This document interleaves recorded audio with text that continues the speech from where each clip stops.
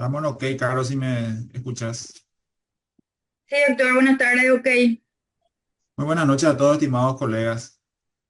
Seguramente están conectados desde distintos puntos de esa de la capital o del país.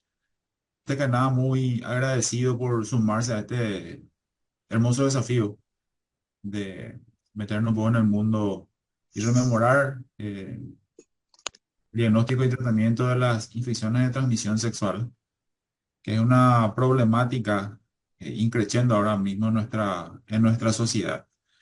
No voy a robar mucho tiempo. Voy a compartir mi pantalla.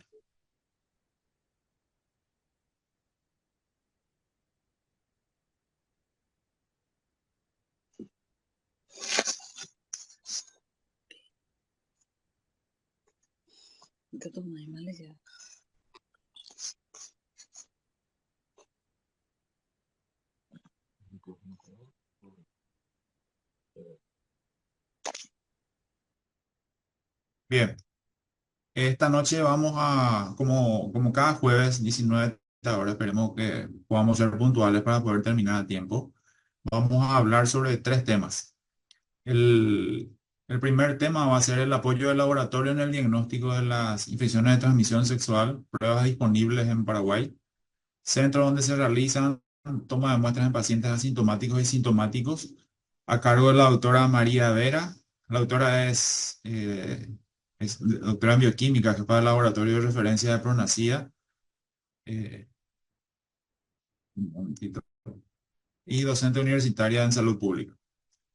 Segundo tema, manifestaciones no genitales de infecciones de transmisión sexual, a cargo de la doctora María Estela Samaniego, especialista en medicina interna, especialista en infectología clínica, jefa en atención integral de Pronacida.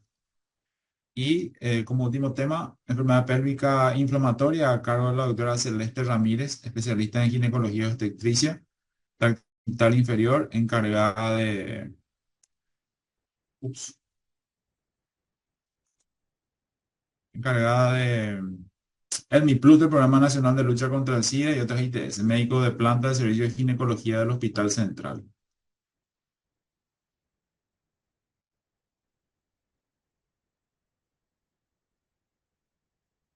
Estoy con algunos problemas acá, denme un ratito.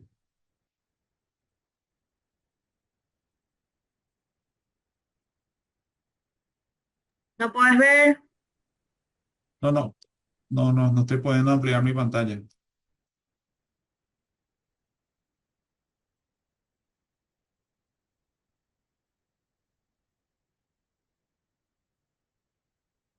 Ahora sí. Bien. Entonces, esos tres temas vamos a desarrollar en la noche de hoy. Quiero aprovechar un poco para agradecer al Programa Nacional eh, de Prevención y Control de Enfermedades de Transmisión Sexual PRONACIDA, en nombre de su directora, la doctora Elena Candia, y por la colaboración muy especial de la doctora María Estela Samaniego también. Agradecer a los docentes y a los tutores comprometidos en este proyecto y sobre todo agradecerle a ustedes por tomarse este tiempo y compartir con nosotros. Entonces, estimados colegas, doy paso a la primera charla. Queda a cargo de la doctora entonces para iniciar. Buenas noches y al final de las tres sesiones vamos a tener un pequeño tiempo para preguntas, así es que vayan apuntando sus dudas o acotaciones. Muchísimas gracias ya desde ahora.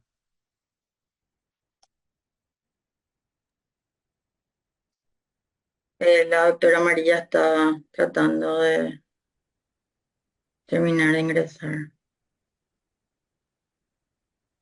Hola, buenas tardes. No Bueno, me abre la computadora. ¿querés que te pase tu present? Sí, te voy a agradecer porque no me abre mi computadora. Justo tengo una computadora aquí que no me abre y estoy sola acá, no puedo resolver. Te ayudo ahora mismo. Dale, dale. Por eso lo te pasé.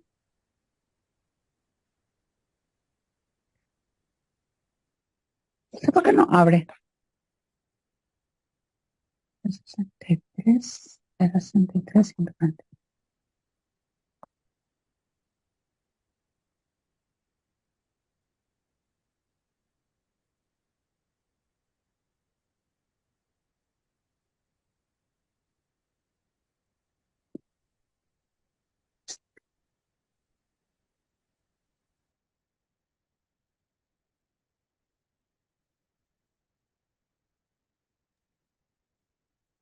Voy a abrir. ¿Ustedes pueden ver la presen? Doctor Sí Jesús. se ve, sí se ve. Sí, veo, tenés que ampliar nomás ahí en la ventanita de abajo.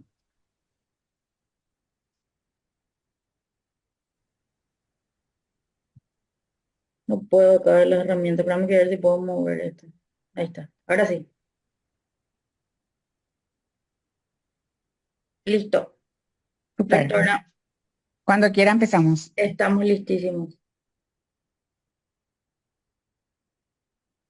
Vamos a empezar entonces. Bueno, buenas noches. Gracias a la Sociedad Paraguaya de Medicina Interna por la invitación para poder desarrollar este tema que es muy importante para todos los que trabajamos en salud, que realmente porque tenemos un compromiso de todos para poder lograr que la población paraguaya acceda a diagnósticos oportunos y podamos tener mejor calidad de vida en la población. Siguiente.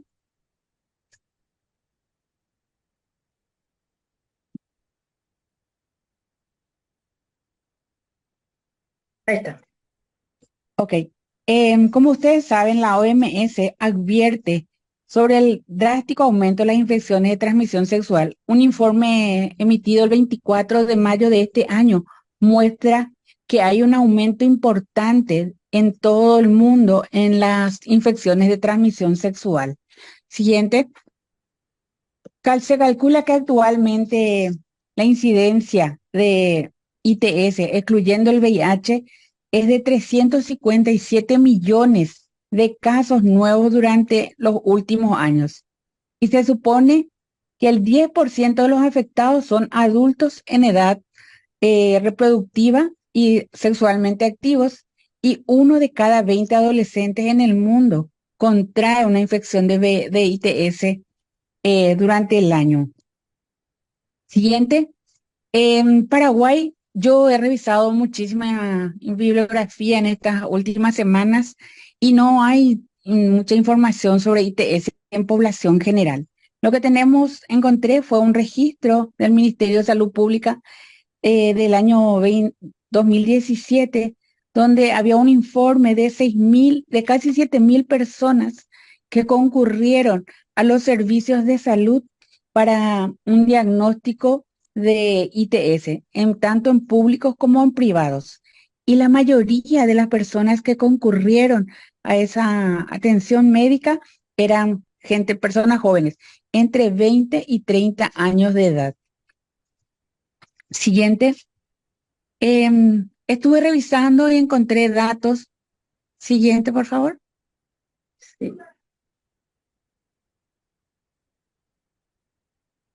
Dame un segundito que... Está lento en internet. ¿Ahí? Sí. Datos que recogí del Banco de Sangre del Ministerio de Salud.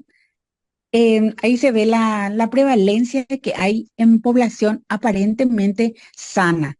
Tenemos en VIH un 0,15%, en hepatitis B 0,12%, hepatitis C 0,23%, sífilis 3,9%, el anticuerpo para la hepatitis B muestra una prevalencia de 1,29% y de Chagas 0,73%.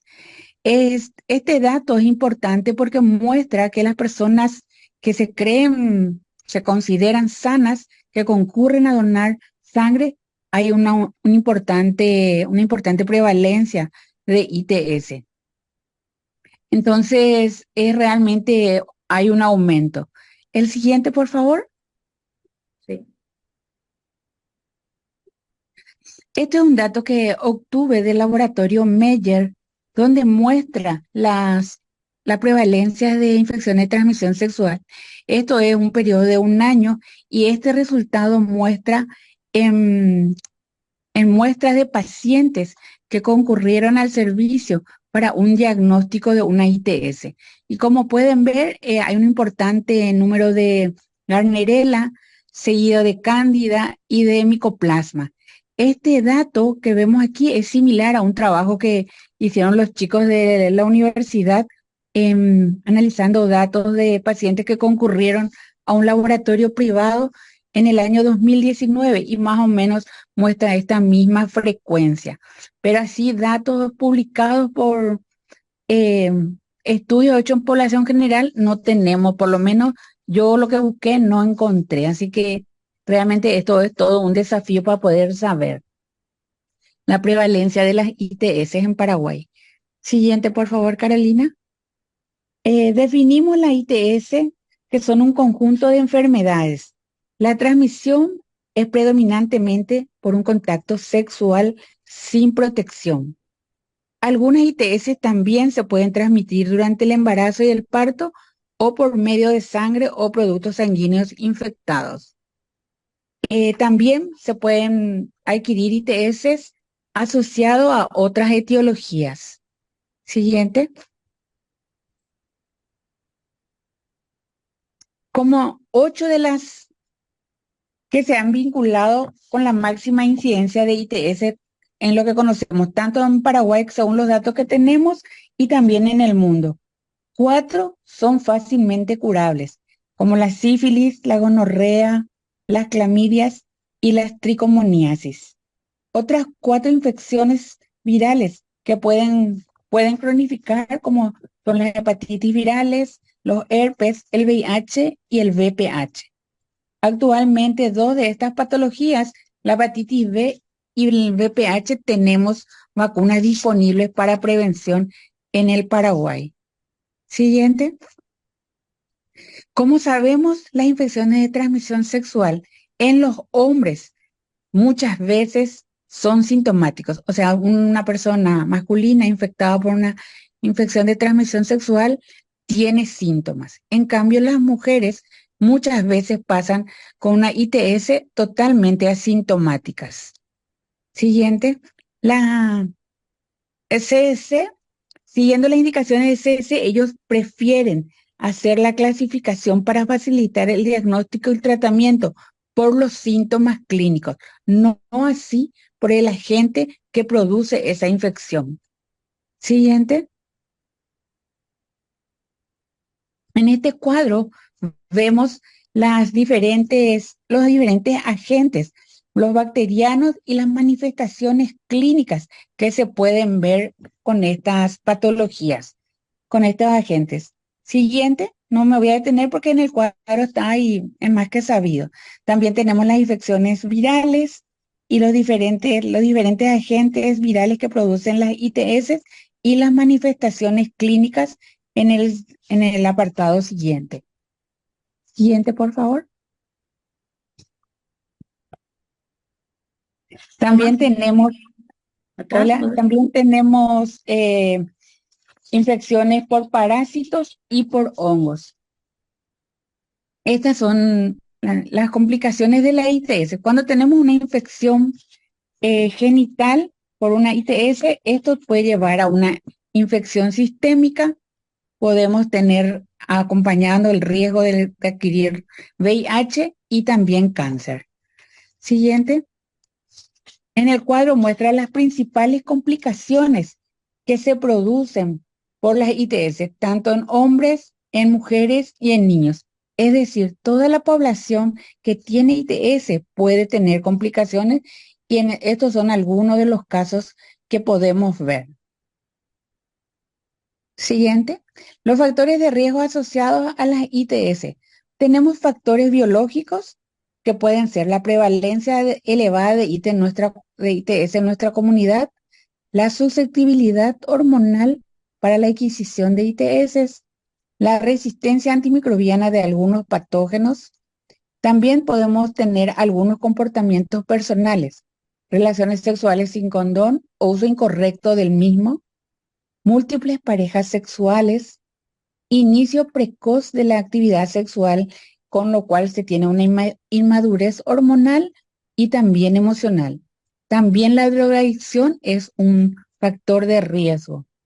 También tenemos factores poblacionales que hoy en día nos afectan para el aumento de adquirir, o sea, el riesgo de tener ITS, como ser la migración, el turismo sexual, las nuevas prácticas sexuales que hay en la población, tales como el Gen Z, el aumento de los niveles de promiscuidad, tanto masculina como femenina, una falta de educación sexual en la población. Realmente nosotros no tenemos una, dentro de nuestra educación formal, una educación sexual ni para los adolescentes ni las personas adultas. He revisado algunas bibliografías donde hicieron una encuesta de conocimientos de personas jóvenes en cuanto al riesgo de adquirir infecciones de transmisión sexual y hay un escaso conocimiento de los riesgos y de las situaciones en las cuales uno se puede exponer a una infección de transmisión sexual.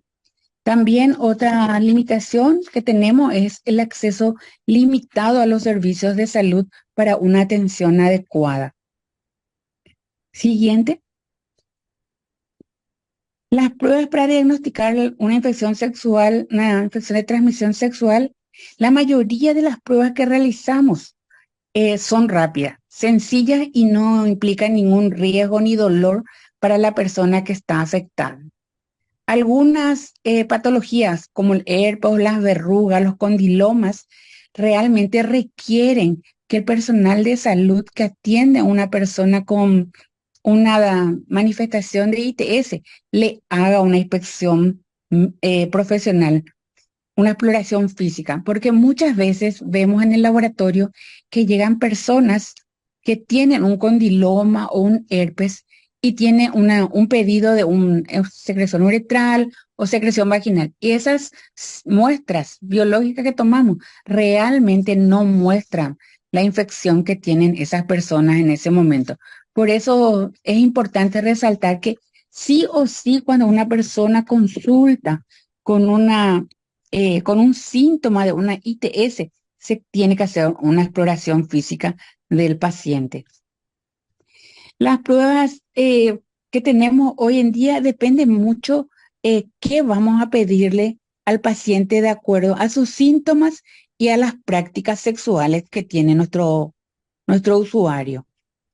En cuanto a al propósito que tienen las pruebas diagnósticas de las ITS, son el diagnóstico de la infección, el tamizaje de los grupos de riesgo, es decir, entre los grupos de riesgo hablamos de los hombres que tienen sexo con hombres, las trabajadoras sexuales, los transgéneros, ese grupo que tiene una alta prevalencia de ITS, usamos las pruebas diagnósticas. También utilizamos las pruebas diagnósticas de ITS para hacer el monitoreo del tratamiento. Por ejemplo, una paciente que tiene una sífilis positiva, entonces, cuando tiene un tratamiento, se le controla con las pruebas de VDRL. También utilizamos las pruebas de ITS para vigilancia epidemiológica, investigación de brotes, validación del manejo sindrómico. Años atrás, nosotros habíamos iniciado la vigilancia de las infecciones de transmisión sexual con manejo sindrómico. Hoy en día, el desarrollo de la medicina laboratorial, tenemos muchísimas más posibilidades de hacer un diagnóstico etiológico oportuno de las ITS. También es importante las pruebas para hacer la detección de patrones de resistencia, asegurar la calidad de las pruebas de laboratorio y la investigación. Siguiente. Como dije anteriormente, las pruebas en atención primaria en un tiempo pasado se hacía por manejo sindrómico, pero hoy en día el desarrollo de los laboratorios, tanto a nivel del Ministerio de Salud, o sea, de los servicios públicos, como del sector privado, realmente hoy nos permiten hacer un diagnóstico laboratorial por la etiología de la infección. ¿Cómo vamos a elegir las pruebas diagnósticas? Siguiente. Tenemos pruebas de acuerdo a los síntomas que presentan el paciente.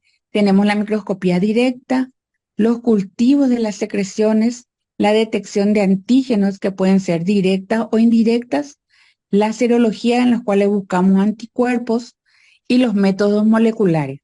Todas estas pruebas mencionadas son pruebas rápidas. ¿Qué quiere decir? Que de acuerdo a la capacidad del laboratorio podemos tener en horas o en minutos, en algunos casos, por ejemplo, las pruebas rápidas que hoy hay disponibles, podemos tener resultados entre 30 y 40 minutos posterior a la toma de muestra.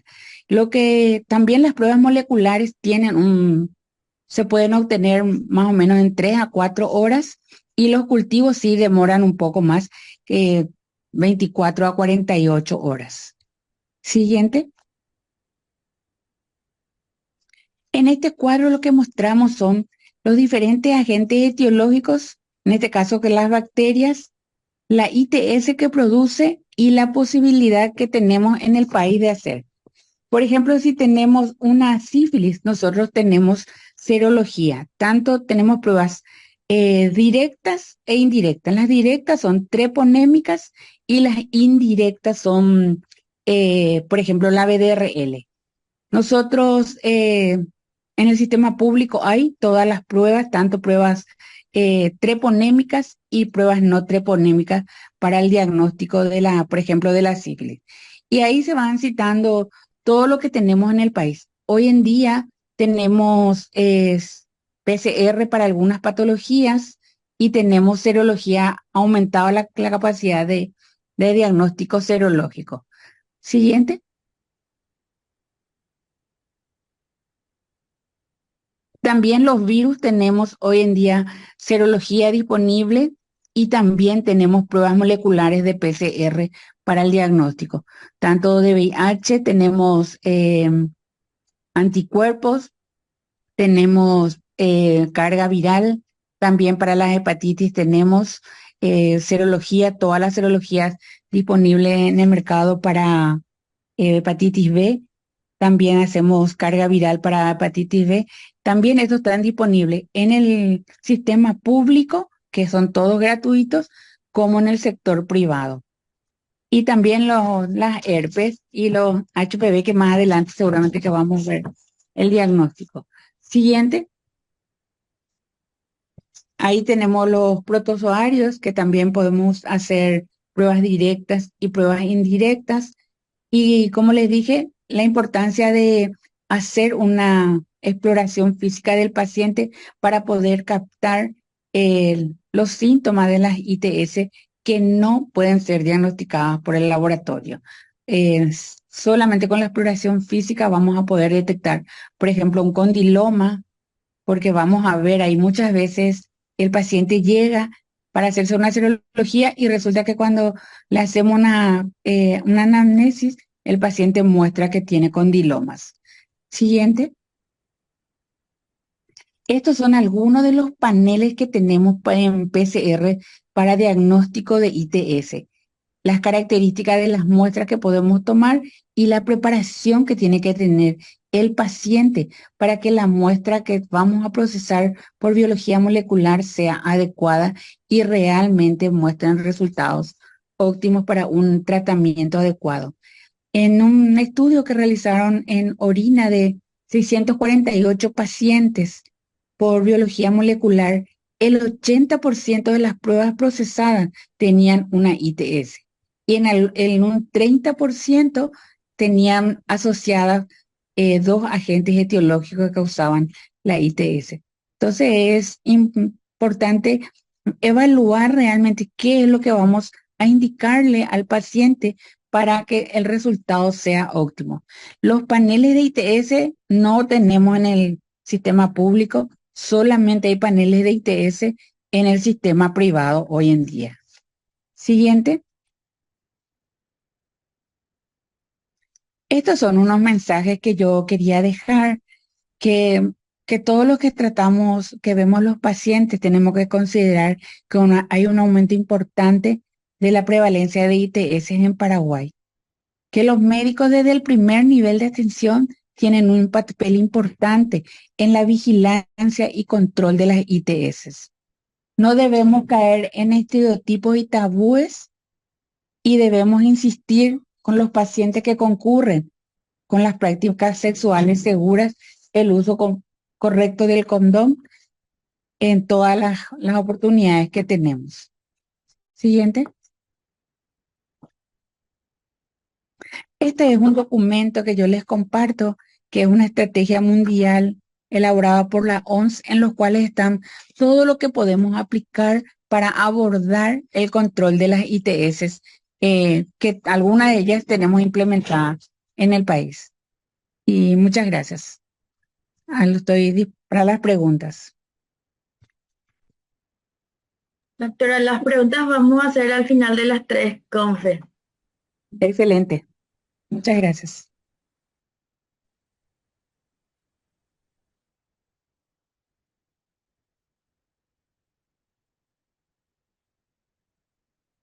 Doctora Estela, Sí, buenas noches. Muchas gracias por la invitación. Voy a compartir pantalla. ¿Me avisan si se ve? ¿Sí? Ahora sí, se ve, doctora. doctora. Sí, se ve. Ahí. Perdón. ¿Ahí se ve? ¿Sí? Sí, doctora.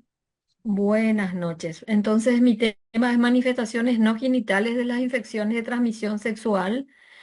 Las ITS presentan una gran variabilidad etiológica y clínica. Un mismo cuadro puede, puede ser producido por diferentes microorganismos de forma aislada o conjunta, lo que dificulta el diagnóstico y el tratamiento. Un mismo patógeno puede también producir una clínica dispar y ocasionar manifestaciones locales, como por ejemplo el VPH, y o generales como la sífilis, o exclusivamente sistémicas como el VIH. Las manifestaciones no genitales de las enfermedades de transmisión sexual eh, pueden abarcar prácticamente todo el organismo. Un pantallazo acá en esta lámina con respecto a las manifestaciones digestivas, por ejemplo, en la hepatitis tanto A, B o C, en la sífilis, manifestaciones gastrointestinales como la gastritis, proctitis, proctocolitis, enterocolitis, la piel y las mucosas en la faringitis, por ejemplo, con úlceras bucales, lesiones pustulosas, por ejemplo, en la infección gonocócica, el síndrome de Reiter, gomas, lesiones cutáneas de secundarismo luético, vasculitis cutánea. También hay manifestaciones osteoarticulares como artritis sépticas, artritis reactivas, artritis relacionadas a la hepatitis B, a la hepatitis A, osteomelitis en el secundarismo luético. También el sistema nervioso central es clave también en la diseminación de algunas de las infecciones de transmisión sexual, como ser meningitis, manifestaciones oculares en la sífilis, eh, el componente óptico también, el oído también es afectado en la sífilis, el tabes dorsal, demencia, el síndrome de Guillain-Barré.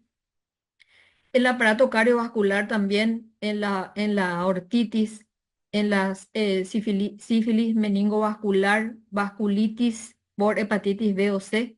También manifestaciones renales, sobre todo en afecciones relacionadas al glomérulo, sobre todo en la sífilis, en la hepatitis B y en la hepatitis C. Y también tumores relacionados a algunos virus adquiridos por vía sexual, como es, por ejemplo, el cáncer de cervix, el cáncer anal, las afecciones otorrinolaringológicas relacionadas al VPH, por ejemplo, también el sarcoma de Kaposi con el herpes tipo 8, la enfermedad de Castleman también relacionada con los virus de tipo 8. Doctora Estela, Sí, antes de seguir, por favor, puedes sí, ayudarnos poniendo tu modo presentación para que sea ahí, grande la pantalla. ahí se ve. Ahora sí, Dale. gracias. Voy a volver a irme hacia arriba, perdón. Entonces, este era el pantallazo de todas las afecciones que pueden producir las distintas infecciones de transmisión sexual. Vamos a empezar con gonorrea. Infección de transmisión sexual más antigua causada por Neisseria gonorrea. Afecta principalmente epitelios mucosos como la uretra, el endocérvix, el recto, la faringe y la conjuntiva. ITS más prevalente, estimándose que Al año más o menos se producen en el mundo 78 millones de nuevos casos. Sin tratamiento se asocia a graves consecuencias en la salud reproductiva y trae aparejado un riesgo mayor de infección por VIH. Y recordar que en más del 80% de las mujeres y en el 10 a 15% de los hombres no tienen síntomas genitales, lo cual hace que estemos mucho más atentos a toda esta problemática.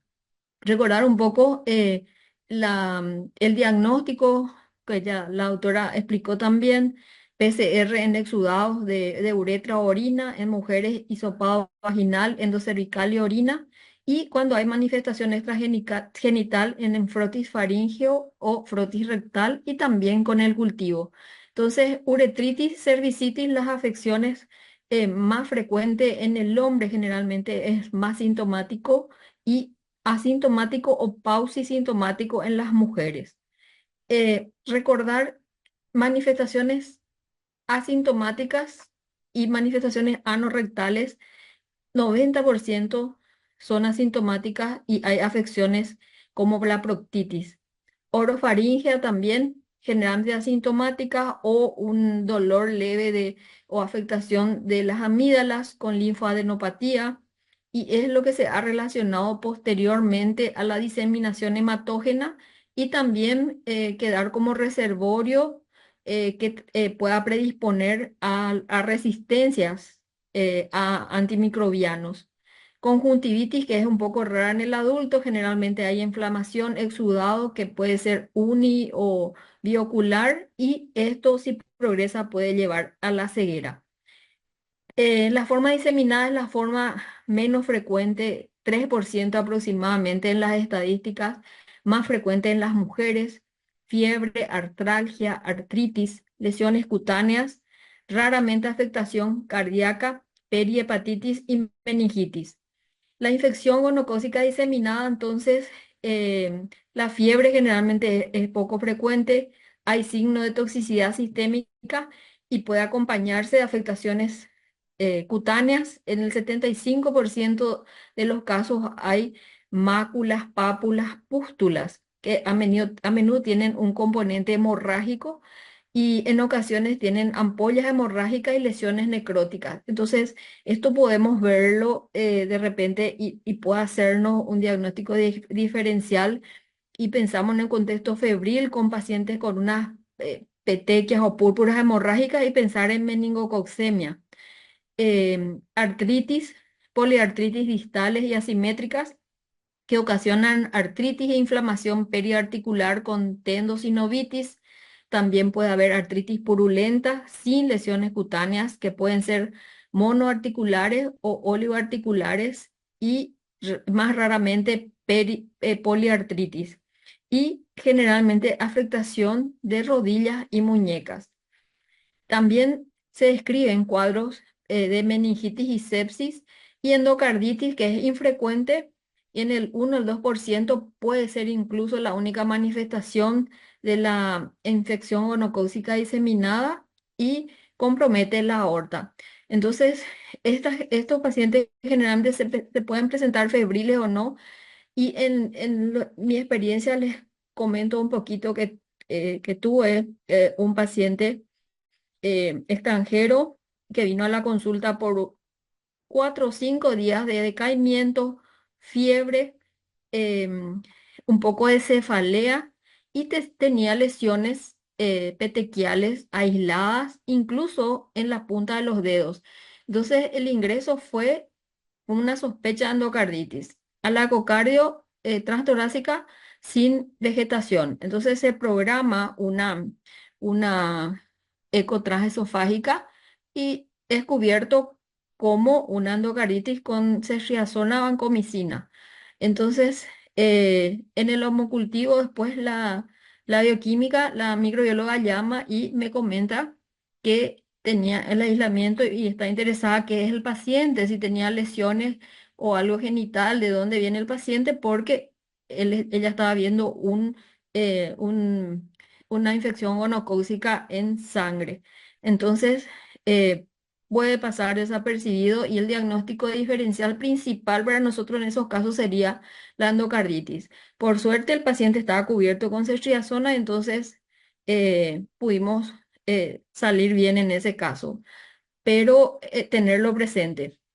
Factores de riesgo citados en la literatura para este tipo de afecciones es menstruación reciente, embarazo o posparto inmediato, déficit del complemento, en los pacientes lúpicos, también resistencia a la acción bactericida del suero y generalmente se describen en gonococos resistentes a la penicilina. Recordamos que la OMS lanzó una lista de patógenos con llamada de atención justamente por la resistencia del gonococo a la penicilina y a la ceftriaxona. También otras de las artritis reactiva de transmisión sexual otras de las infecciones producen artritis reactivas, que son inflamación estéril de la membrana sinovial o las facies o tendones secundarias a una ITS o una gastroenteritis, habitualmente por una uretritis o una cervicitis por clamidia, gonococo o ureoplasma. El síndrome de Reiter, con la triada clásica de uretritis y conjuntivitis acompañado o no de manifestaciones cutáneas como la queratoderma plantar, balanitis, úlceras bucales. Y debe sospecharse entonces generalmente en la presencia de artritis asimétrica de tobillos o pies, acompañado o no de una conjuntivitis en un paciente que tuvo antecedentes de aproximadamente 30 días antes una uretritis. Y ahí vemos la lesión con gruesas capas de queratina, palmoplantares, afectación ocular, afectación con úlceras en la boca, afectación de las uñas eh, también, ¿verdad? Otra de las manifestaciones, conjuntivitis purulenta, que puede producir una alteración visual y puede ocasionar úlcera de córnea. También faringitis, a veces asintomáticas, y la prevalencia de gonorrea faríngea varía según la población estudiada y es el método utilizado para su diagnóstico. Y en hombres que tienen sexo con hombres se ha descrito una mayor prevalencia, aproximadamente entre 9 a 15%. El tratamiento entonces, uretritis y cervicitis y proctitis, ceftriaxona 500 miligramos a 1 gramo intramuscular en dosis única, más acitromicina 1 a 2 gramos vía oral. O ceftriaxona 500 miligramos más doxiciclina 100 miligramos cada 12 horas por 7 días. En las manifestaciones orofaringeas, ceftriaxona 500 miligramos a 1 gramo intramuscular, más acitromicina 1 a 2 gramos vía oral en dosis única. En conjuntivitis, recomendación de ceftriaxona 500 miligramos a 1 gramo intramuscular, más acitromicina 1 a 2 gramos vía oral, también en dosis única. Y cuando la afectación es sistémica, la recomendación de ceftriaxona 1 a 2 gramos día cada 24 horas, en la artritis por 7 días, en la meningitis por 10 a 14 días y en la endocarditis por 4 semanas. En los alérgicos a la penicilina, la opción de gentamicina 240 miligramos intramuscular en dosis única, más acitromicina 2 gramos. Y por la alerta de la resistencia, reservar la ciprofloxacina de 500 miligramos generalmente, pero solamente si hay sensibilidad documentada en los cultivos. Y realizar en la faringitis, eh, desde curación sobre todo, ¿verdad? Realizar cultivos entre 3 a 7 días al finalizar el tratamiento antibiótico, avisar a las parejas sexuales en los últimos 3 meses, descartar otras ITS y recordar ofrecer profilaxis preexposición, que una de las estrategias de prevención combinada que se ofrece al paciente con riesgo de contraer VIH, al ser un paciente VIH positivo con una conducta que lo expone a tener una infección concomitante también con VIH. Recordar que una ITS predispone a otras y la forma de hacer prevención del VIH es ofreciendo profilaxis preexposición a pacientes HIV negativos. Otra de las afecciones que producen manifestaciones sistémicas es la sífilis, la gran simuladora, infección causada por treponema, se transmite por contacto directo, transplacentario o inoculación directa. Dada la cantidad y variabilidad de síntomas que pueden presentarse en la fase secundaria y terciaria, la LUES también se lo conoce como la gran simuladora. Para el diagnóstico, la anamnesis, exploración clínica, las pruebas de laboratorio, métodos directos que son poco útiles como el campo oscuro, biopsias y PCR y la serología, que generalmente es el gol estándar para el diagnóstico de sífilis. El tratamiento de elección sigue siendo la penicilina. Síntomas sistémicos generales: febrícula, malestar general, pérdida de peso, dolor faríngeo, linfadenopatía generalizada, dolores musculares, síntomas meningios y también pueden producir hepatitis, periostitis y glomerulonefritis. Los pacientes pueden estar asintomáticos toda la vida a pesar de que el treponema sigue multiplicándose en su organismo. Y una tercera parte de estos pacientes progresarán a formas terciarias sintomáticas si no reciben tratamiento. Entre las afecciones sistémicas reportadas en la literatura tenemos alteraciones dermatológicas. Lo que más conocemos es la roceola sifilítica, que aparece generalmente en el secundarismo luético. En inmunosuprimidos también podemos ver úlceras distribuidas en tronco, en brazos. Esto sobre todo me tocó ver la experiencia en un paciente HIV positivo que tenía múltiples úlceras y que era secundaria a sífilis.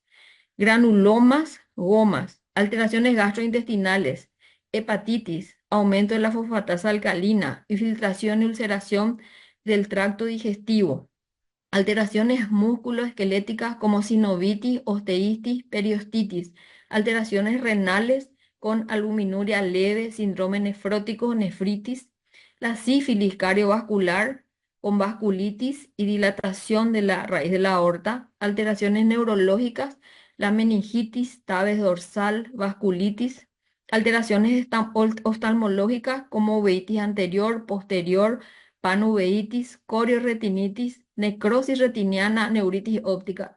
En la sífilis, em, el ojo es uno de los órganos también que están muy comprometidas y estamos viendo un auge de nuevos diagnósticos de pacientes que no eran conocidos previamente o que no fueron testeados, que por alteraciones visuales consultan al oftalmólogo y el oftalmólogo realiza el diagnóstico de panuveitis asociado a sífilis. Alteraciones ópticas, tinnitus, vértigo, hipoacusia neurosensorial. También la neurosífilis, que puede producirse una neurosífilis asintomática con alteraciones del líquido cefalorraquídeo con o sin signos neurológicos. Puede haber cefalea, trastornos de los nervios craneales, convulsiones, delirio, parálisis general progresiva. Al principio los síntomas pueden ser leves con cefalea, falta de concentración, pérdida de la memoria. Más tarde, alteración de la personalidad, demencia y delirios. También escrito el tabes dorsal con síntomas numerosos, siendo los más frecuentes los cuadros de hipotonía con marcha táxica, pérdida del equilibrio, disfunción intestinal vesical y de órganos sexuales, y la sífilis meningovascular, que puede afectar cualquier vaso subaracnoideo y resultar en trombosis, isquemia o infartos cerebrales. Recordar entonces que los pacientes pueden presentar afectación del sistema nervioso central en la neurosífilis en cualquier momento del curso de la infección. Sabemos nosotros que desde la primera entrada del treponema, ahí en el chancro de inoculación, ocurre una diseminación del treponema en todo el organismo. Entonces, todos los órganos están susceptibles de diseminación. Entonces ahí vemos los distintos estadios, la sífilis asintomática, la meningitis en la tardía, la meningovascular, las parálisis y el tabes dorsal. Y la forma de ser el diagnóstico, sabemos que el gol estándar para hacer el diagnóstico la meningitis sifilítica es la BDRL en líquido cefalorraquídeo. Ahí vemos imágenes de resonancias en el cual se muestra afectación de lóbulos temporales, ¿verdad? Con intensidad de la señal anormal en el derecho. También hay dilatación de los cuernos temporal y afectación de la región mesial temporal izquierda, que es hiperintensa. Entonces, también hay cambios en la resonancia nuclear magnética en estos pacientes.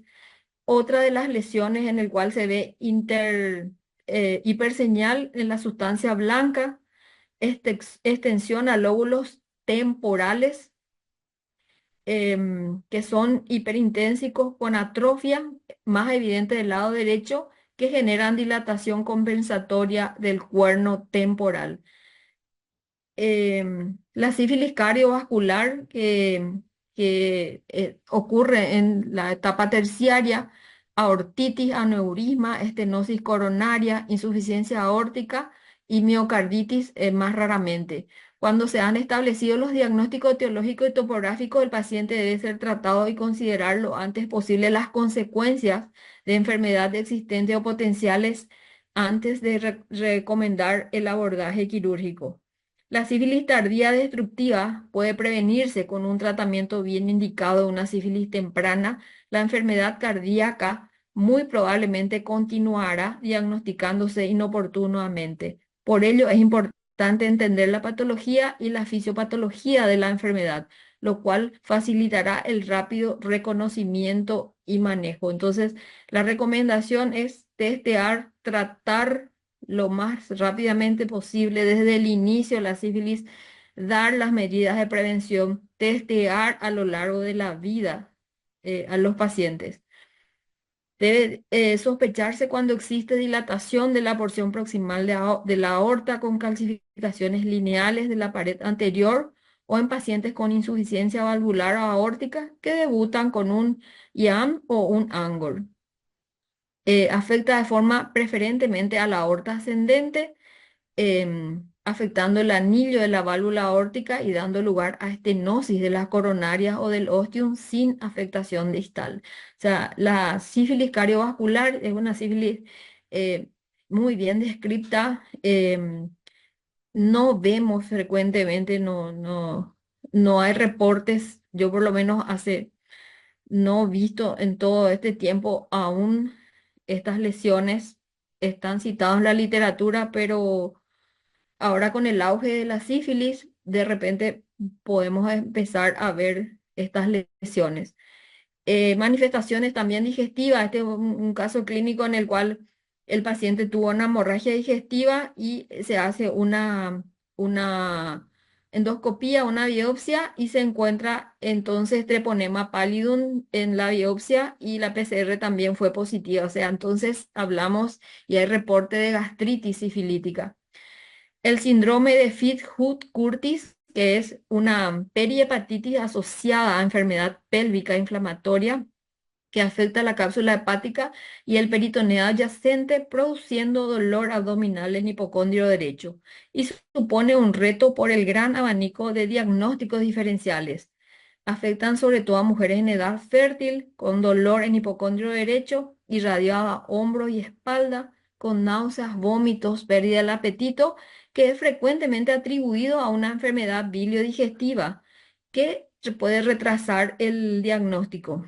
Y en la ecografía o en la PCR específicamente pueden haber antecedentes de afectación urogenital o no, y en los aislamientos específicos salen positivo clamidia, trachomatis o Neisseria gonorrea, que en general en el diagnóstico, diagnóstico diferencial por descarte se hace el diagnóstico.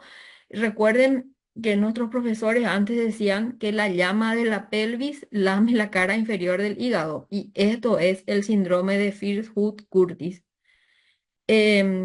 También hay otras infecciones de transmisión sexual que producen proctitis, proctocolitis y enteritis. Y ahí tenemos causa de proctitis, Neisseria gonorrea, Clamidia trachomatis, sobre todo el genotipo D y K, el genotipo L del linfogranuloma venéreo, Treponema pallidum, herpes simple, Mycoplasma genitalium, Shigella, Campylobacter, Salmonella, E. coli, Cryptosporidium, citomegalovirus, espiroquetosis intestinal, también Giardia, Microsporidium, hepatitis A.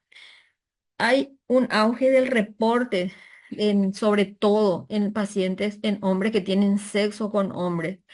Entonces, en un paciente con una condición predisponente que tenga, y a veces el diagnóstico viene indirectamente, por el paciente se va a consultar con el coloproctólogo. Entonces, hacen un medio diagnóstico, una rectosigmoidoscopía o una biopsia. Entonces, salen células inflamatorias sugestivas de ITS, entonces el coloproctólogo generalmente manda infectología, entonces con la PCR podemos tener muchos de estos gérmenes en los paneles. Estamos haciendo el diagnóstico. Me tocó ver un último paciente con una lesión con ano rectal, con mucho dolor, con sangrado, con trastornos defecatorios, en el cual acude por vergüenza mucho tiempo, por lo menos 2 o 3 semanas, ya cuando estaba muy, muy sintomático. Entonces una videorectosigmoidoscopía, una inflamación muy intensa, biopsia, rectocolitis. Se pensó que era de enfermedad autoinmune, y en la anatomía patológica la reacción inflamatoria es sugestiva de ITS. Entonces viene conmigo, evalúo bien el paciente, tomo una muestra por PCR y viene Neisseria gonorrea, Candidela vaginales y ureoplasma ureolítico. Entonces nosotros tenemos la posibilidad de hacer aislamientos, y el material eh, para estos estudios es la PCR. Entonces podemos tener muchos más gérmenes ahora aislados que antes. Ahí están proctitis, dolor, tenemos retal, fiebre, malestar general, y ahí los gérmenes que ya les cité, al igual que en la proctitis, colitis, diarrea sanguinolenta, dolor abdominal, puede haber úlceras, eritema de la mucosa, secreción con afectación del colon, y ahí Shigella, Campylobacter, Salmonella, Clostridium, Entoameba histolítica, Cryptosporidium y citomegalovirus. Y la enteritis, náuseas, vómitos, diarrea, distensión abdominal, y Giardia, Cryptosporidium y Microsporidium. Entonces, otra de las afecciones es la infección aguda por VIH, que puede producir manifestaciones neurológicas durante la primoinfección, con cefalea, dolor retroorbitario, meningitis, encefalitis, neuropatía periférica, parálisis facial, Guillain-Barré, mielopatía. La meningitis se observa entre 5 a 20% de los pacientes en la primoinfección, en el contexto del síndrome retroviral agudo, con clínica de cefalea, fotofobia. En el líquido cefalorraquídeo, leve pleocitosis, predominio de linfocitos, proteína ligeramente elevada y glucosa normal o levemente baja. Entonces ahí vemos entonces esto, generalmente la infección eh, retroviral aguda pasa desapercibida. Unos pocos pacientes pueden hacer manifestaciones sistémicas con rash, con ganglios, y en el contexto de la diseminación al sistema nervioso central, hacer una meningitis viral, ¿verdad? La forma de hacer el diagnóstico es, eh, ante alta sospecha, las pruebas serológicas positivas, y la forma de confirmar es hacer PCR. También se puede encontrar el virus por PCR. También en el síndrome de primoinfección se pueden ver manifestaciones cutáneas también ligadas a la infección por VIH. Podemos ver infecciones bacterianas, fúngicas, parasitarias en estadios más avanzados de la infección.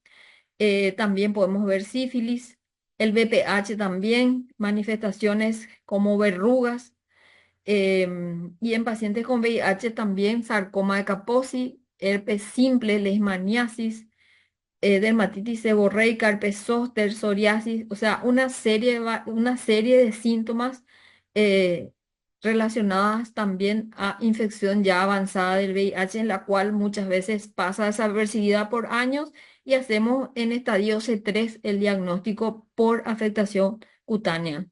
También manifestaciones bucales podemos ver en las enfermedades de transmisión sexual. Ahí vemos entonces el HPV, manifestaciones de papiloma humano, sobre todo condilomas acuminados, sífilis, faringitis, faringitis por clamidia trachomatis e infecciones por herpes simple. O sea, mucosa es una de las mucosa de boca, aparte es una de las de los órganos también muy comprometidos y que siempre debemos explorar en los pacientes. El cáncer orofaríngeo asociado al virus del papiloma humano, diagnóstico, esto después en el transcurso del curso vamos a ir aprendiendo mucho mejor, pero es por técnicas de PCR y vamos a ir viendo cómo hacemos el diagnóstico, dónde hacemos el diagnóstico en Paraguay también. En las infecciones de transmisión sexual también podemos ver manifestaciones articulares, por ejemplo, sinovitis, como dijimos, periostitis. En el VIH, 67% de los pacientes que viven con VIH tienen alteración en el metabolismo mineral óseo. Artritis reactiva también, sobre todo en los cuadros infecciosos, en Campylobacter, clamidia, Yersinia, Salmonella, parvovirus.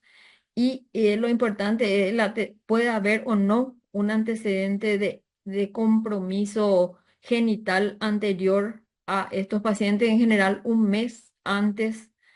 eh, si interrogamos al paciente, pudo haber tenido un contacto sospechoso y hacer una ITS o no sintomática en la zona genital. Ahí vemos imágenes osteolíticas en la región parietal izquierda, también en la de la calota por sífilis secundaria, son imágenes reportadas en la literatura. También gamografía ósea de miembros inferiores con periostitis, como debut de sífilis secundaria asociada a la infección por VIH. Entonces, como vemos, todos los órganos prácticamente pueden estar comprometidos y bueno, muchísimas gracias y estoy para las preguntas.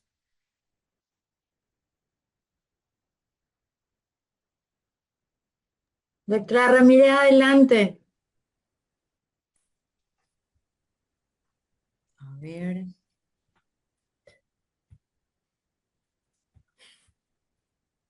Un ratito para compartir la pantalla.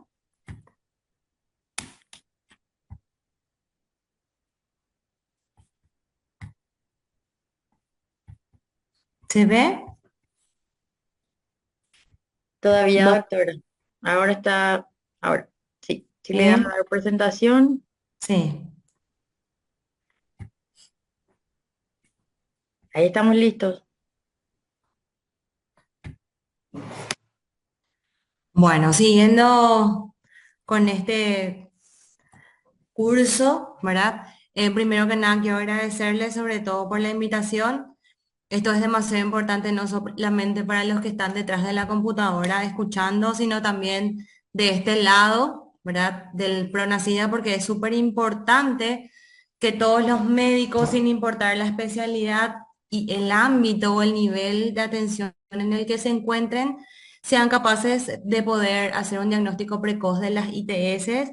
Entonces, esto es demasiado importante para ambas partes, ¿sí? A mí me toca hoy hablarles de enfermedad inflamatoria pélvica, más conocida como EPI, donde tenemos que estar bien seguros y decir sobre todo que no todo dolor en bajo vientre es igual a la EPI. Sin embargo, siempre tenemos que tenerla presente como diagnóstico a la hora de examinarle a un paciente. ¿Por qué? Porque el síndrome el síndrome inflamatorio pélvico se caracteriza por un dolor abdominal que presenta flujo en la paciente y se origina por infección ascendente de gérmenes desde el cérvix. Afecta obviamente a mujeres frecuentemente en edad y donde son sexualmente activas. Los microorganismos responsables pueden ser transmitidos sexualmente o también provenir de la microbiota vaginal. Puede variar en gravedad desde leve hasta potencialmente letales y puede involucrar endometrio, trompas, puede inclusive causar una peritonitis pélvica o también hacer abscesos de tubo ovárico.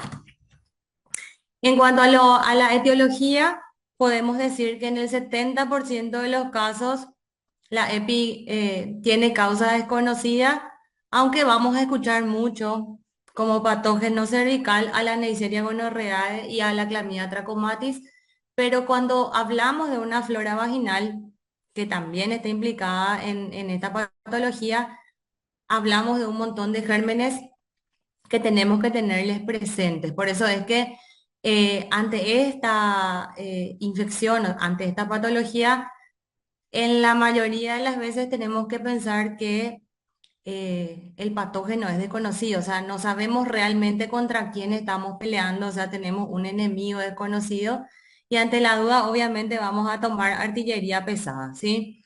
Entonces, si estamos frente a un EPI agudo, donde hablamos de una duración de los síntomas de menos de 30 días, podemos hablar de la gonorrea, de la clamidia, también de micoplasma. Si pensamos en vaginosis bacteriana, obviamente van a saltar un montón de patógenos, siendo los más conocidos el ureaplasma, algunas especies de Clostridium, ¿verdad?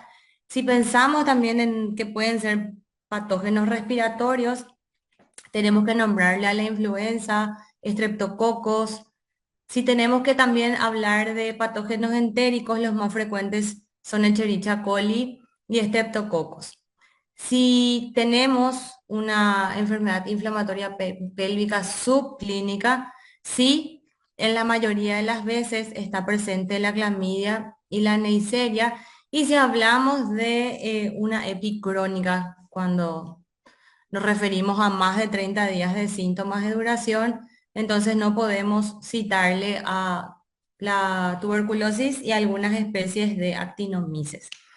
Esto es súper importante porque en algunos países inclusive se tiene como medida o como estrategia de salud hacer una detección precoz de estos patógenos de transmisión sexual, sobre todo en clamidia y gonorrea, no solamente en mujeres, sino también en varones, y sobre todo eso disminuye la incidencia de la enfermedad inflamatoria pélvica y sobre todo sus principales complicaciones.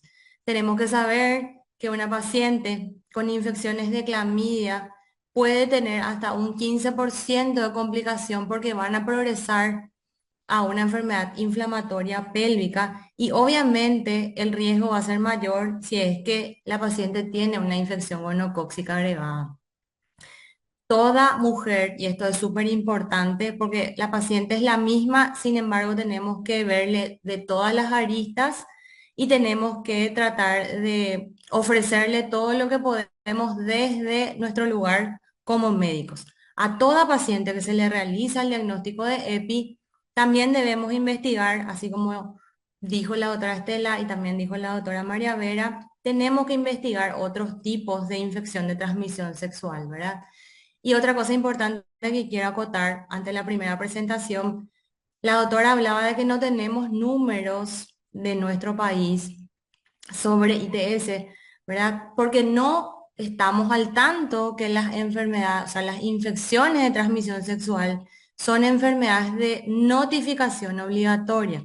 Entonces, desde el lugar donde nos corresponde estar, tenemos que saber que si estamos ante un paciente con alguna infección de transmisión sexual, la notificación también se hace obligatoria y tenemos que descartar siempre el VIH, sífilis, hepatitis y otras infecciones de transmisión sexual. La EPI puede ser producida por gérmenes no relacionados con ITS y esto sería por resultado de procedimientos como con la colocación de DIU, dilataciones, curetajes o maniobras relacionadas al embarazo que rompen la barrera cervical y esto permite la introducción de bacterias desde la vagina o el cervix directamente a la cavidad uterina. En cuanto a los factores de riesgo para una enfermedad inflamatoria pélvica, tenemos que tener en cuenta la adolescencia, sobre todo cuando la paciente es menor a 20 años.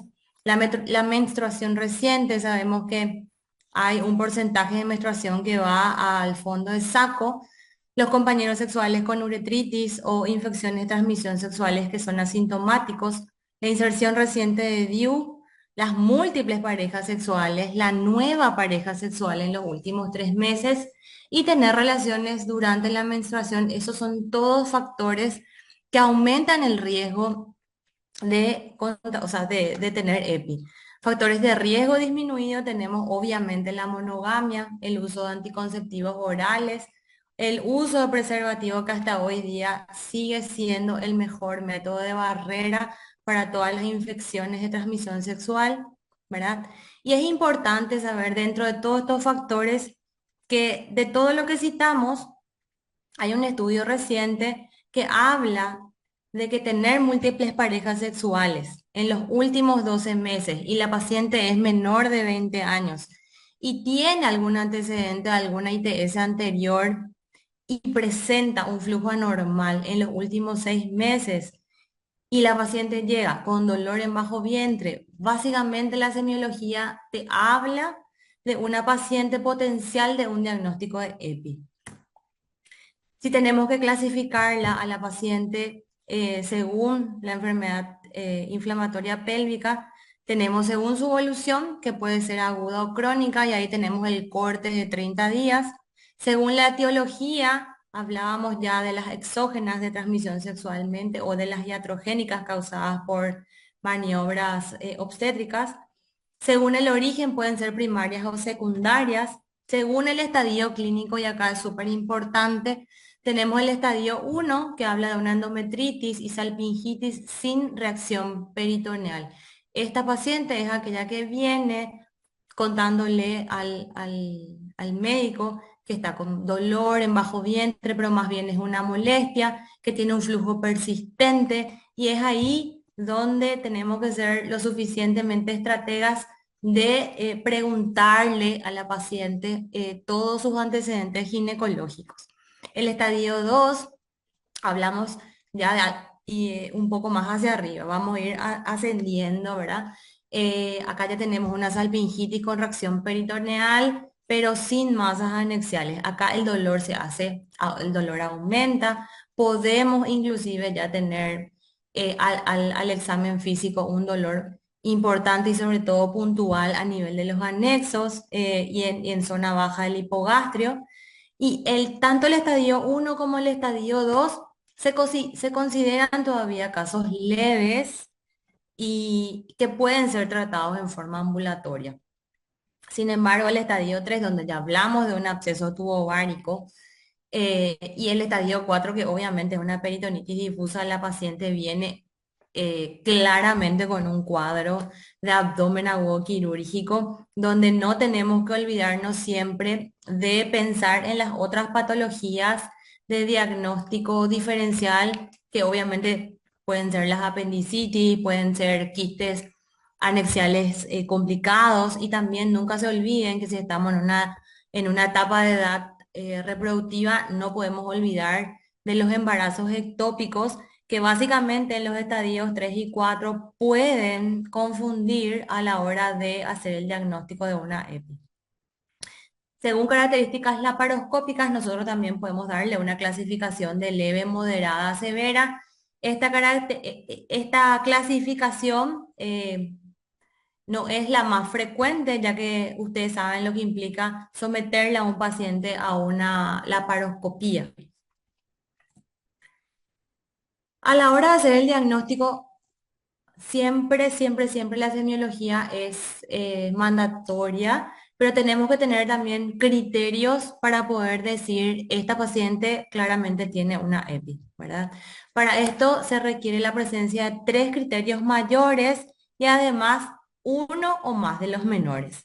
Dentro de los criterios mayores está el dolor en abdomen inferior, es esa paciente que viene con dolor en bajo vientre, que es un dolor mucho más que el dolor premenstrual. Nosotros podemos hacer ese tipo de preguntas en esa paciente porque todos sabemos lo que es el dolor de la menstruación. Entonces, siempre es bueno preguntarle a la paciente, ¿te duele más que cuando estás en tu ciclo menstrual? Si es sí, nos tiene que llamar la atención a la hora del examen físico. También hay un dolor puntual en el hipogastrio y a la hora del tacto vaginal, al movilizar el cuello, la paciente presenta dolor. También cuando hacemos una exploración bimanual, hay veces que podemos inclusive detectar ya las masas según el estadio clínico de la enfermedad, ¿verdad? Y obviamente es importante preguntar sobre la actividad sexual en los últimos meses. En realidad, lo más importantes son las conductas o lo que hacemos en los últimos 60 días antes de la aparición de los síntomas. Los criterios menores, si bien es cierto, no son específicos, pero acompañan muy bien el cuadro. Estamos hablando de temperatura mayor a 38, hay algunas guías que hablan mayor a 38,3. Estamos hablando de una leucocitosis importante, de una eritro elevada. Podemos tener exudados intracervicales y cultivos positivos. Y acá es súper importante entender que si la paciente viene en nuestro consultorio con molestias en bajo vientre, nos habla de un flujo, de molestias a nivel genital y nosotros le pedimos un frote de cultivo de secreción vaginal, por favor no nos olvidemos de no solo pedir un frotis de cultivo de secreción vaginal para gérmenes comunes, sino también pensar en estas ITS, ¿verdad? Y pedir un frotis y cultivo de secreción vaginal también para gérmenes atípicos. Lo ideal sería que en todos los servicios de salud tengamos la posibilidad de hacerle un PCR, pero no nos quedemos con la idea que si en un cultivo de secreción vaginal no viene ninguno de estos gérmenes, sacarnos la idea como posibilidad de que sea también una EPI, ¿verdad? Entonces, eso dejar anotadito en alguna parte de nuestra cabeza, el frotis y cultivo de secreción vaginal debe ser pedido no solo para gérmenes típicos, sino también para gérmenes atípicos, y en este caso es lo más importante, ¿verdad? Obviamente que si tiene la paciente una ecografía y habla de alguna masa pélvica, por supuesto que también es un criterio de diagnóstico de la enfermedad pélvica. Con un cuadro de abdomen agudo, así como ya le estaba diciendo antes, obviamente no olvidarse también de que podría ser una EPI, no solamente una EPI, sino también una apendicitis, un embarazo ectópico o cualquier tipo de tumoración complicada a nivel de los anexos. Bueno, según la CDC, los criterios mayores predominantes y que están en el 90%, inclusive decían el más del 90% de los casos de diagnóstico, es obviamente el dolor en bajo vientre, Frenkel, que es la movilización del cervix, y el dolor a nivel del útero y los anexos. Como le dije anteriormente, también se pueden utilizar otros criterios de diagnóstico como la laparoscopía, pero que obviamente eh, es algo invasivo, entonces costo-beneficio no es la más usada. En algunos casos es muy útil usar la biopsia endometrial. Esto se utilizaría en situaciones de pacientes con endometritis que no son asintomáticos, que ya están en una etapa crónica, ¿verdad? Y obviamente la ecografía transvaginal también es un buen aliado a la hora de hacer el diagnóstico. Acá es súper importante no perder tiempo. El retraso en el tratamiento aumenta el riesgo no solo en el momento agudo, sino que también a largo plazo. Sabemos hoy por hoy que cada vez hay más casos de trastornos en la fertilidad y trastornos también en dolores pélvicos crónicos. Y bueno, y no tenemos que olvidarnos sobre todo del embarazo ectópico, que también son complicaciones. Acuérdense que todo cuadro inflamatorio genera muchas adherencias a nivel de todo lo que es el aparato reproductor. Entonces, cuanto más dejamos pasar y cuanto menos llegamos de forma oportuna con el tratamiento, no solo en la paciente, sino también en su pareja, le estamos dando la posibilidad a esa paciente que tenga complicaciones y riesgos, secuelas a largo plazo. Cuando decimos que la paciente es para internarla, cuando obviamente el diagnóstico es incierto, o sea, a pesar de que tengamos todos los métodos de ayuda diagnóstica, no podemos hablar de un diagnóstico certero, entonces le internamos en la paciente, porque sobre todo la internación que nos permite poder hacerle el tratamiento endovenoso y en el caso de que la paciente esté con una conducta expectante de entrar o no a quirófano, entonces obviamente eso nos permite tenerle a la paciente dentro, obviamente internada, ¿verdad? Cuando hay una falta de respuesta al tratamiento ambulatorio, esa paciente que nosotros iniciamos la medicación antibiótica vía oral y no tiene mejoría a las 24 48 horas, es una paciente con criterio de internación. Obviamente una paciente con enfermedad severa, con presencia de abscesos tubováricos o aquella que presenta una intolerancia al tratamiento oral. Hay veces que la paciente viene, aparte de tener mucho dolor, vienen también con náuseas, con vómitos, con fiebre. Entonces, también eso tenemos que tener en cuenta a la hora de decidir si mandarla a su casa o no. Obviamente, las pacientes que están embarazadas también sí o sí tienen que estar internadas. Eh, es menos, no es tan frecuente, digamos, tener EPI en el embarazo, pero sí, eh, por supuesto que también hay casos de EPI en el embarazo y acá sí hay un especial tratamiento porque acuérdense que el embarazo le limita mucho al médico a la hora de elegir la terapia antibiótica, ¿verdad? Entonces, por suerte es poco frecuente, pero también es un criterio de internación. Y el hecho de que la paciente tenga un DIU, no importa si es el DIU normal, el DIU Mirena, el DIU, no importa, también es un criterio de hospitalización. En cuanto al tratamiento, como dije al comienzo de mi presentación, nosotros tenemos que estar conscientes de que hasta demostrar lo contrario, nuestro enemigo es desconocido. Entonces, a la hora de elegir el tratamiento, tenemos que pensar de que puede estar la Neisseria, de que puede haber clamidia, de que puede haber gram negativos, anaerobios, estreptococos. Entonces, tiene que tener una amplia cobertura nuestra elección de tratamiento. El tratamiento parenteral deberá continuarse hasta 24 horas después de la mejoría clínica y esto no solamente debe traducirse en los síntomas, sino también debe traducirse en los laboratorios. El tratamiento parenteral en todos los casos debe ser continuado, digamos, con el tratamiento vía oral hasta completar un esquema de 14 días. Esto es demasiado importante porque se ha visto recidivas en cuanto a este tipo de patologías. Bueno, vamos a arrancar por el tratamiento ambulatorio, que acuérdense que al hablar de tratamiento ambulatorio estamos hablando de ese estadio 1, estadio 2, donde la enfermedad inflamatoria pélvica está controlada, por llamarlo de alguna manera. Acá obviamente vamos a elegir la ceftriaxona, que es interesante hacerle una dosis única en forma intramuscular y eso continuar con la doxiciclina 100 miligramos cada 12 horas por vía oral, sumado, combinado con el metronidazol 500 miligramos cada 12 horas también por vía oral.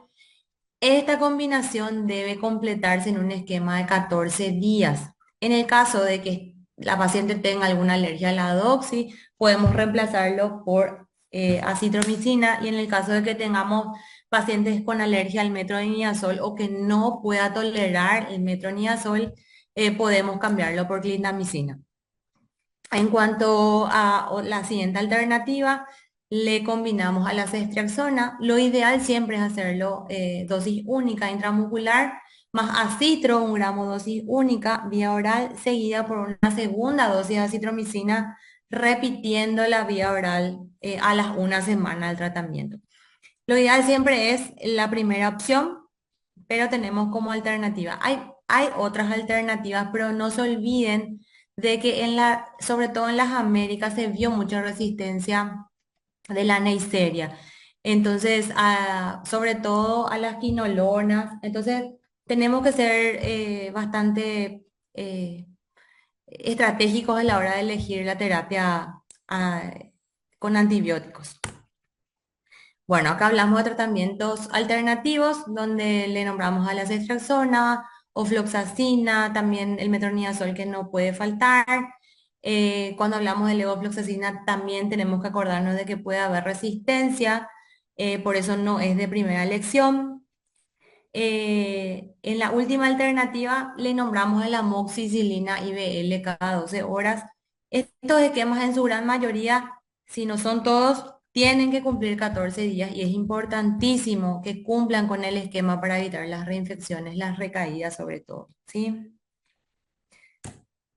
Si decidimos internar a la paciente, esta es la alternativa de primera elección. Se extracciona 1 gramo endovenoso cada 24 horas. Y si la paciente está con buena tolerancia a vía oral, podemos combinarle con doxiciclina, 100 miligramos cada 12 horas, también con un esquema de 14 días, más metronidazol, 500 miligramos, que esto podemos hacerlo vía oral o vía endovenoso según tengamos la disponibilidad en el servicio. La otra alternativa es la clindamicina, cada 8 horas endovenoso, gentamicina en 3 a 6 miligramos dosis única, seguida de clindamicina 450 miligramos cada 6 horas por 14 días, o sumarle la combinación de doxiciclina 100 miligramos cada 12 horas por vía oral, más metronidazol también cada 12 horas por vía oral, siempre respetando el esquema de 14 días. Otro esquema alternativo es usar ampicilina sulbactam, 3 gramos cada 6 horas endovenoso, más doxiciclina 100 miligramos cada 12 horas, también en un esquema de 14 días. Si se acuerdan del estadio 3 y 4, esos son estadios que probablemente la paciente tenga que entrar a quirófano. Acá obviamente la cirugía debe considerarse solamente para enfermedades severas. En estos casos es importantísimo tratar de optar por la vía laparoscópica. ¿Por qué? Porque con eso evitamos las futuras adherencias, sobre todo en el postquirúrgico. Bueno, otras medidas que tenemos que tener en cuenta en la EPI es que se recomienda reposo. No se olviden de pedir siempre un beta-HCG, eso es importantísimo. Aunque voy a hablar de mi género, nunca le crean a la paciente la no posibilidad de un embarazo latente. Entonces, dentro del protocolo, pidan por si acaso siempre beta-HCG. Hay que indicar analgésicos una vez que estamos seguros de que no es un abdomen agudo quirúrgico, entonces nosotros podemos hacer la indicación de analgésico y sobre todo recomendar, y tenemos que ser muy, muy insistentes en este punto. Hay que recomendar evitar las relaciones sexuales sin protección, sobre todo hasta que la paciente y su pareja hayan recibido el alta médica. Se debe ofrecer a todas las pacientes el estudio también para pesquisar las otras ITS. Y así como dijo en la primera presentación la doctora María Vera, nosotros contamos con esta herramienta súper importante que es el test rápido. Este test rápido es de 4ª generación y tenemos para las 4 infecciones, para las infecciones de transmisión sexual, no solo para el VIH, también para sífilis, hepatitis. Entonces es importante conocer con qué contamos dentro del Ministerio de Salud y dentro de sus dependencias para poder ofrecer esto también a nuestros pacientes. En cuanto a las parejas, es súper importante citar a la pareja y a las parejas actuales y aquellas que hayan tenido en los últimos 6 meses. Es más probable que sean los últimos 60 días, pero bueno, no podemos ser tan estrictos en este tiempo, pero es importante citarle a todos ellos teniendo en cuenta que esta es una patología de transmisión sexual y es importante también buscarle a las parejas los 2 patógenos más frecuentes que son la clamidia y la Neisseria gonorrea, ¿verdad?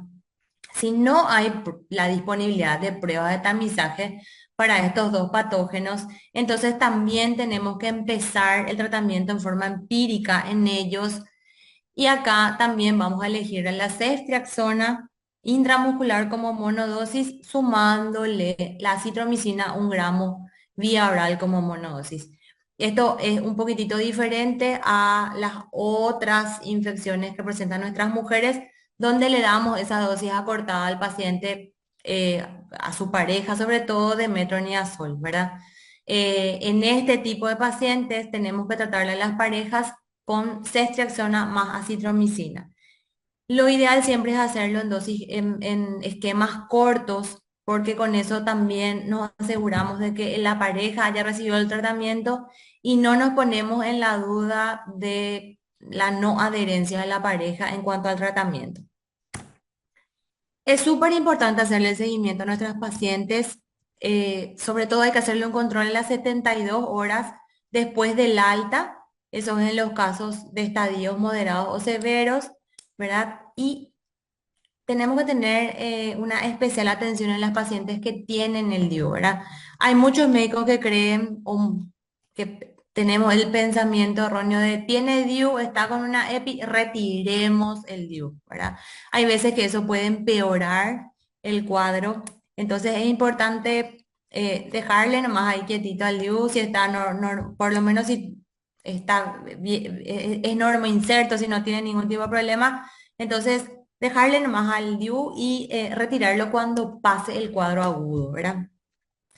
Otro punto importante, los pacientes con VIH que presentan EPI, se les trata con la misma terapia, no hay necesidad de tener ningún tratamiento especial con ellos, así que podemos usar los mismos esquemas antimicrobianos.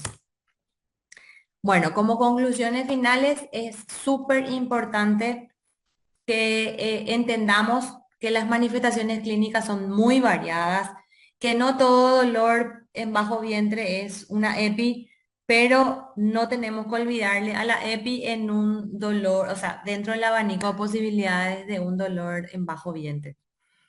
Tenemos que saber, como dije también al comienzo, nuestro enemigo es desconocido, la patología microbiana es súper amplia, aunque siempre le escuchemos a la Neisseria y a la clamidia, también tenemos que pensar en otro tipo, en otro tipo de flora.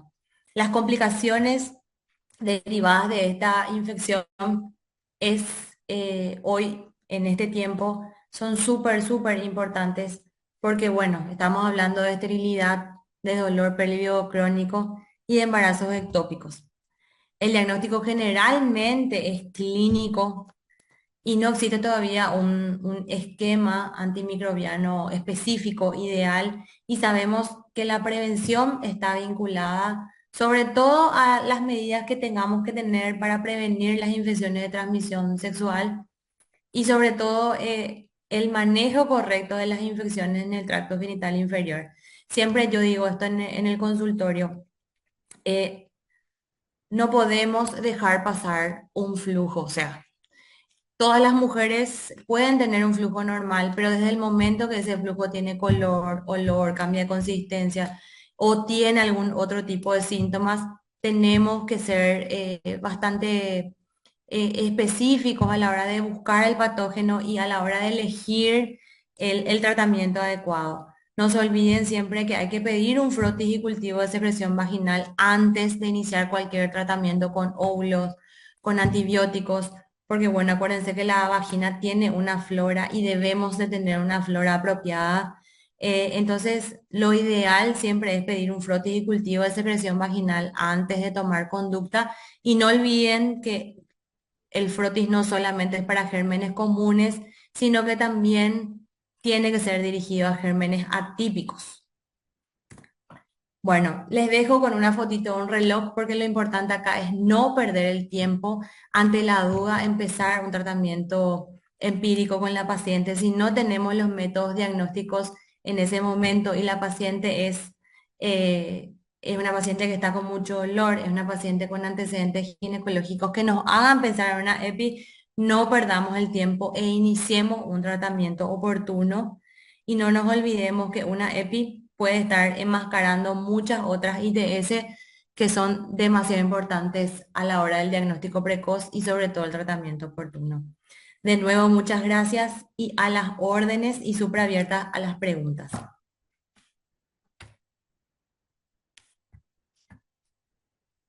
Excelente. Muchísimas gracias a nuestros docentes que nos acompañaron esta noche. Abrimos un pequeño espacio para ver si alguien tiene alguna pregunta.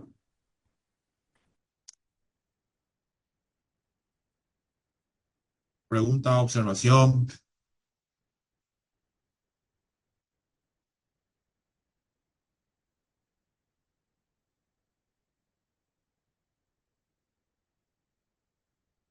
Uno, por favor.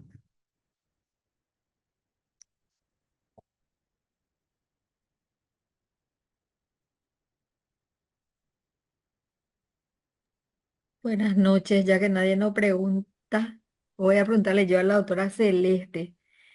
Es muy común que ante cualquier molestia el paciente ya viene polimedicado, o sea, con muchos óvulos que tienen incluso corticoides, gentamicina, o sea, esa recomendación, Celeste, a veces viene incluso de los propios ginecólogos, ¿verdad? Que sin estudiar, sin examinar, y hemos visto a veces que incluso tienen molestias son ampollas, son herpes las molestias, pero o el médico en general o la enfermera, generalmente, óvulo polimedicado. Entonces, ¿qué daño pues, eso produce en la flora? Y otra pregunta te quería hacer el tema de los probióticos. O sea, se habla mucho y muchos de los pacientes vienen incluso, o sea, con esa medicación y con probióticos y vienen con más molestias. ¿Qué nos puedes decir sobre eso? Bueno, realmente es demasiado importante entender que la flora vaginal, o sea, yo siempre esto digo y le digo a todas las pacientes, la vagina tiene que tener bichos. Eso es así. Ahora bien, si nosotros no cuidamos el estado inmunológico, el pH de la vagina y otras aristas que son demasiado importantes, entonces ahí hay un sobrecrecimiento anormal de la flora, ¿verdad? Si nosotros, y esto es un error que lo hacemos en todos los niveles, ¿verdad?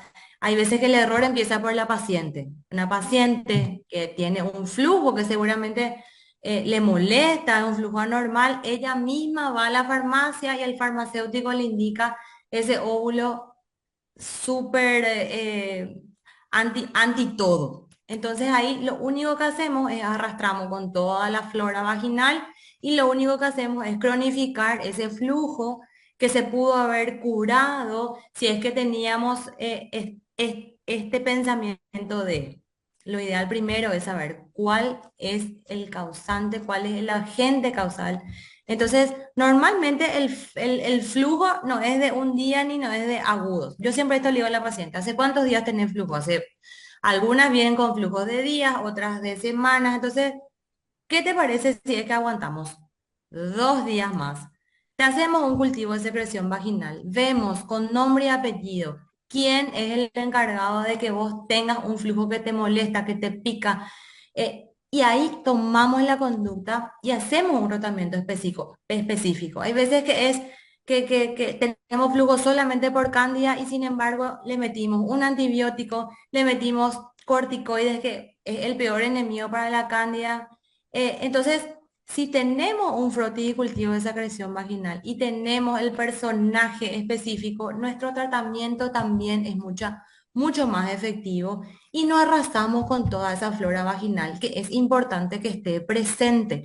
Nosotras tenemos que tener una flora vaginal que nos cuide de los demás bichos que sí son agresores y sí pueden darnos infecciones, sobre todo agresivas, y sobre todo no olvidar que si pedimos un fruticultivo de secreción vaginal para gérmenes típicos, nuestro cultivo vamos a tomar de vagina y obviamente lo que hay en cuello, que son los más agresivos, como la clamidia, el micoplasma, el ureaplasma, etcétera, no vamos a tener eso en un papel, ¿verdad? Entonces, cuando buscamos, buscamos ambas cosas, los típicos y los atípicos, y sobre todo es importante que después de elegir el tratamiento hagamos una recuperación de esa flora vaginal. Y ahí cumple un rol demasiado importante los probióticos. Hoy por hoy las farmacéuticas han puesto mucha energía en desarrollar probióticos en crema, en óvulos. Eso también podemos tener un apoyo en cápsulas, en lo que comemos.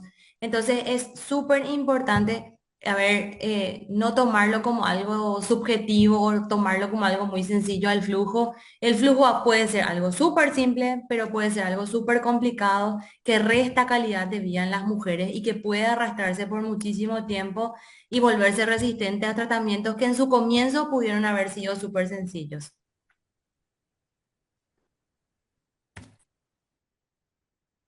Voy a transmitirle una pregunta a la doctora Estela. Eh, Juan Romero pregunta, el tratamiento de la sífilis, si fuese alérgico a penicilinas, alternativa y seguimiento, dice Juan. Juan Romero, sí. Las alternativas, o sea, en la embarazada, si hablamos de la más vulnerable de las pacientes, es el mejor tratamiento, el tratamiento óptimo es considerado una penicilina. Entonces, si la paciente es alérgica, ahí nosotros tenemos que hacer desensibilización, porque otra línea de antibiótico es considerado tratamiento insuficiente. En la población no embarazada hay muchos reportes con el uso de doxiciclina. Siempre la primera lección es penicilina y si podemos desensibilizar y ese temor soy alérgico a la penicilina, hay que tomarlo entre comillas porque la alergia a la penicilina es muy rara según los especialistas. Entonces, la alternativa es en un alérgico confirmado, es hacer doxiciclina, generalmente la sífilis, en la primaria por 14 días y en la sífilis latente por 28 días. Y el seguimiento, o sea, vamos a tener después específico clase de sífilis para el doctor Juan, pero el seguimiento es después de un tratamiento hacer a los 3 meses la BDRL y recordar que nosotros hacemos el diagnóstico con el algoritmo inverso, que son las nuevas recomendaciones. ¿Qué quiere decir? Hacer el diagnóstico con pruebas rápidas que son pruebas treponémicas. Las pruebas disponibles en el ministerio y las que tenemos en el PRONACIDA distribuido en todas las regiones sanitarias, que incluso a veces algunas son duales con VIH, son pruebas rápidas. Las de HIV de cuarta generación y las de sífilis son pruebas treponémicas. O sea, es similar a la FT-ABS.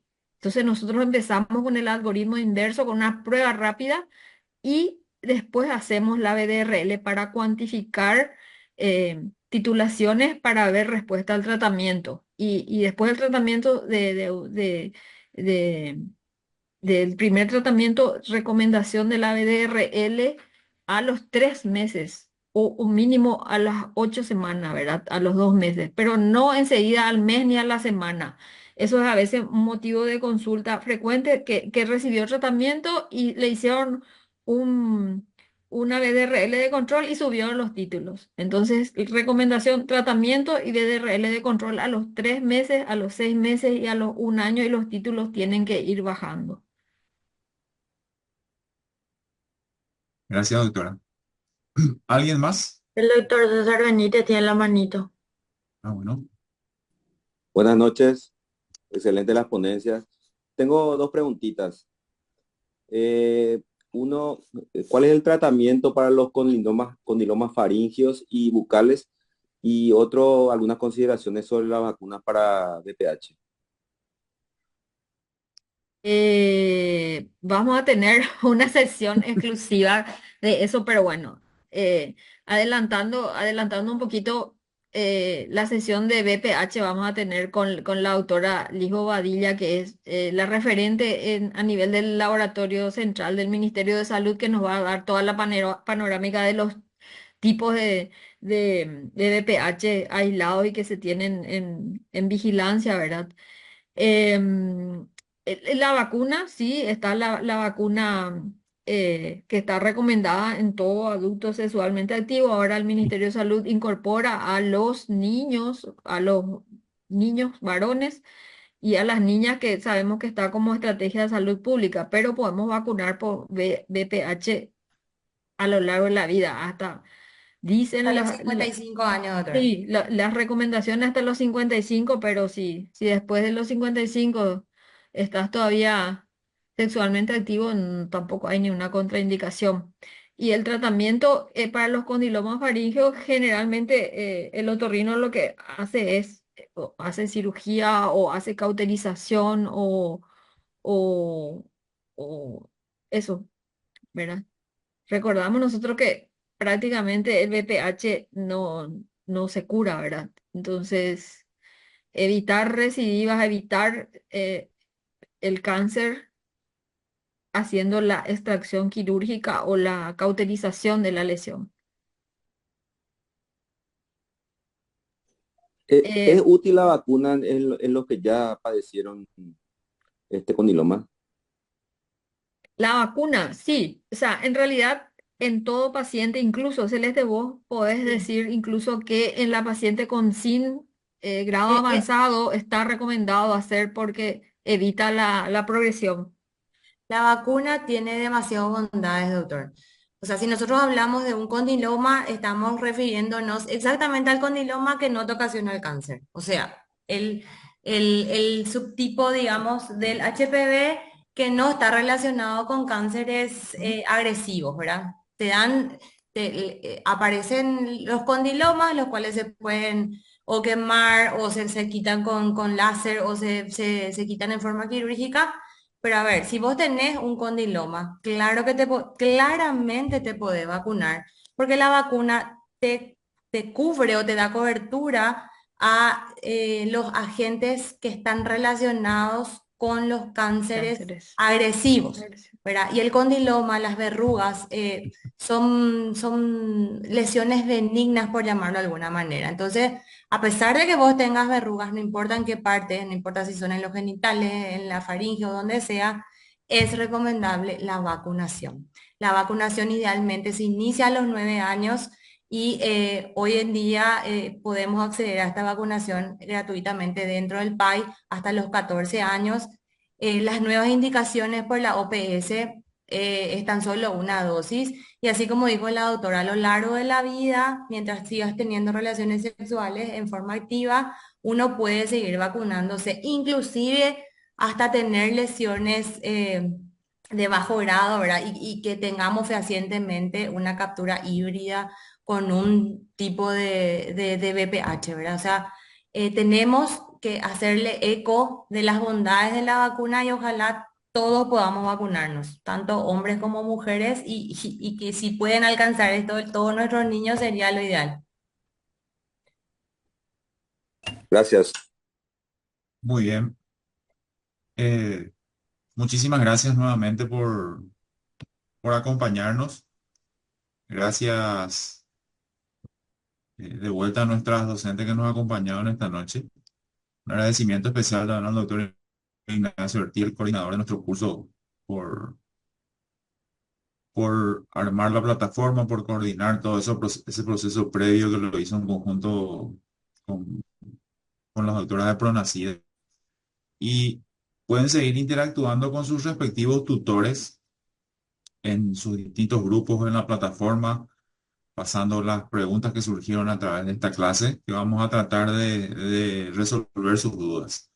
Entonces, estimados colegas, nos encontraremos nuevamente el próximo jueves a la misma hora por el mismo canal y recuerden que tienen hasta el domingo a la noche para ir subiendo la resolución de sus respectivos casos clínicos. Muchísimas gracias, buen descanso y buen fin de semana que se acerca. Hasta luego. Hasta luego, buenas noches, gracias. Gracias, gracias. Buenas Gracias a noches a todos. todos, gracias. Noches, gracias.